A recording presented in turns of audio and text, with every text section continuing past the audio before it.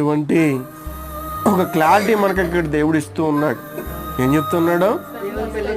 శ్రమలు వస్తాయి, నేను సమాధానమునకు కర్త, సమాధానం మీకు ఎలాగైతే ఇస్తూ ఉన్నానో శ్రమలు కూడా మీ జీవితంలోనికి అనుమతించబడతాయి, వస్తాయి.